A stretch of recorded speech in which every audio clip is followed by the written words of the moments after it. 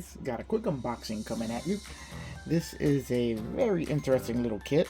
You've seen it before on the channel, at least I think I've got a video about this on the channel.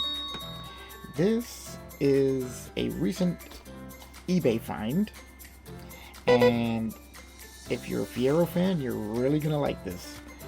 This is the Pontiac Fiero GT from e500 Models, a French company that made resin models back in the 80s.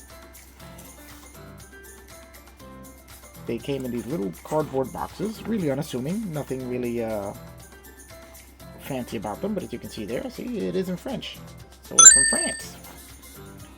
This is the Pontiac Fiero car, pace car in the 84. They sold it as two different versions of the car, 1/43rd scale. Let's take a look. I've already built one of these.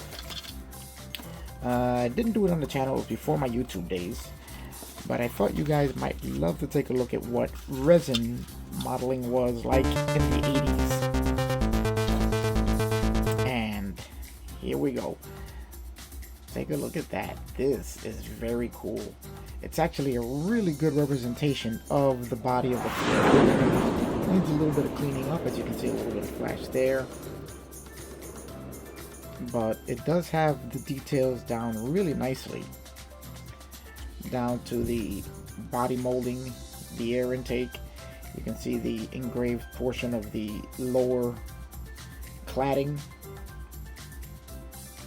Now, I did build one of these previously, like I said, and it came out pretty nice, but there was one defect in the one that I built, that when it was done, once the car sat a little lopsided, one side is higher than the other. Now, couldn't do much in the way of repairing that, because the problem with these resin kits is that after 30 or 40 years, this stuff gets very brittle, so I got to be very, very careful with it. The last one I got, the only other one I had of this particular model, I dropped it while I was building it, and it shattered into a bunch of pieces. Luckily, I was able to put it all back together. Matter of fact, if you look on the channel, I think I have one in my pre-YouTube channel build video. So let's take a look at the chassis. It's really a very simple kit. This is the entire chassis right here. You have the two-seater interior compartment. Just a flat chassis there with the name of the model, and there you go, made in France.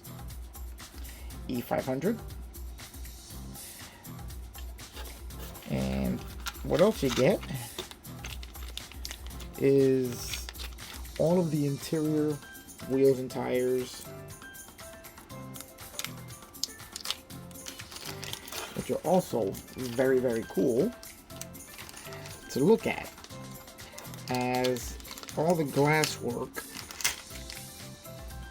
is the vacuum formed piece you see here,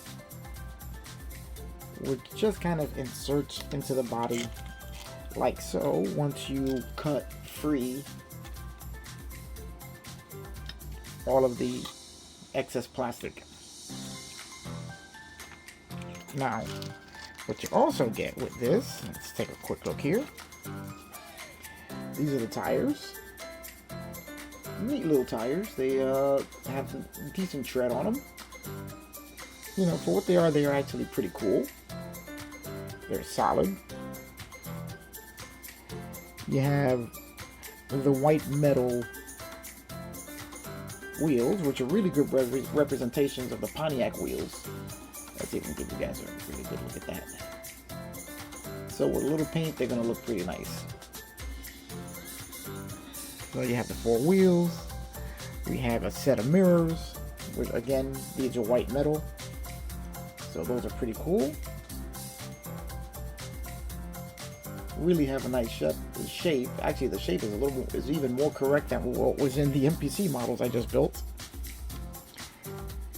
We have the rear wing, again cast in metal, and also more correct than what was on the MPC model. We have our steering wheel, which is little three-spoke design, just like the original wheel just like the wheel of the real car. We have two axles, And we have our dashboard, which for its tiny size really looks pretty cool. Now the dash is made out of resin, it's not metal like the other parts of the car. And right in there you can see the dash inside the car. Pretty nice setup. Now the only difference between this kit and the previous version that I had is that the previous version had photo etch wipers that came with it, whereas this one does not. So I'm gonna guess that this may be a reissued version, as the original kit was made by a company called Starter, and I think it was taken over by this e500C company. We'll have to take a look on ScaleMates and see if there's any info on this anywhere on their site. You also get 2 screws for attaching the body. Now, the reason I'm thinking this may be a later produced version is because there are a few defects in it that I didn't see in the one that I had originally built.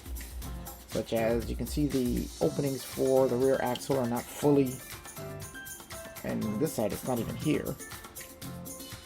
There's a bit more flash on it than there was on the original body from what I remember. The patterning down here is a little bit different. So this may have been a later release, assuming. This one also did not bring the instruction sheet, which came in the original kit. I mean, it's a pretty straightforward build, so instruction sheet's not really the most necessary thing in the world for this kit, but pretty cool nonetheless. So I just thought I'd give you guys a look at it, a step back in time to the 1980s when resin kits were pretty new, I am guessing, to the market, and this company did a really nice job with it.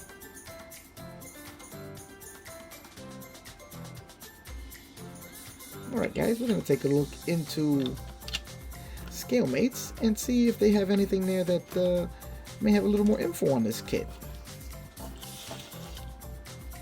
So let's take a look and see if they have anything to say. Alright guys, we're on ScaleMates right now, and there's not really a lot on this model out there. But here you can see I found it. It's the, well, I say we can get this. Come on guys. This freaking iPad never really. Here we found it. It's the 1985 1/43 scale Pontiac Fiero GT Coupe.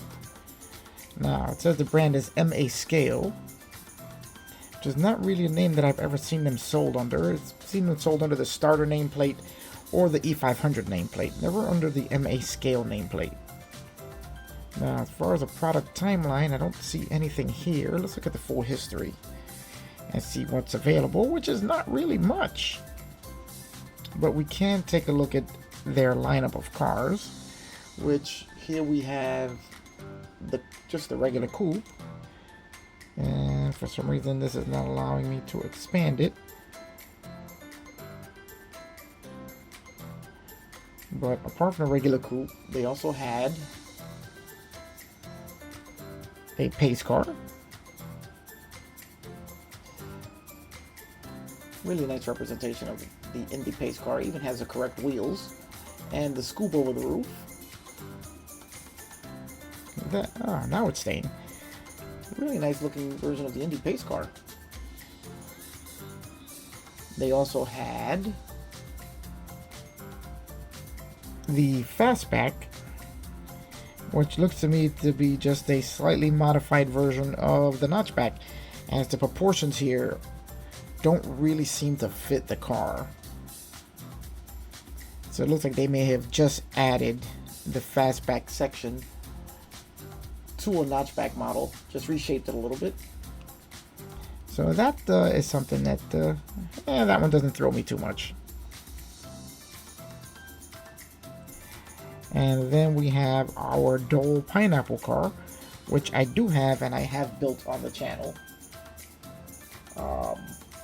That was a really interesting build, and the fact that I had to make my own decals for it, because the decals after 30 or 40 years were really not working out. So I really enjoyed that one, and it is one of my favorite models. I do like going back over and looking at that one from time to time.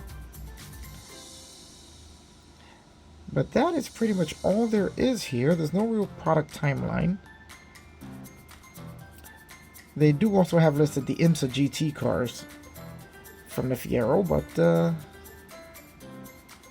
that's pretty much it. There's not really anything else left here. Here's the Huffaker GT car, which is basically the same as... Let me see if we have anything here on the history. Basically the same as the old pineapple car, just with a different nameplate and with a different race team livery. But this really is a nice version of the kit. I have built this one and the coupe before, but with this coupe I'm going to be correcting a few of the issues that I've had with this that I had with this kit the first time. So there you go, guys. That's just a brief look back at 1980s resin modeling. Hope you guys enjoyed this. It's pretty cool, and I'm glad I was able to find another one. And it's going to be fun putting it together. This one I will be videoing for the channel. Alright guys, let me know what you think of these tiny little 1/43 scale resin kits. And I guess I will be seeing you on the next one.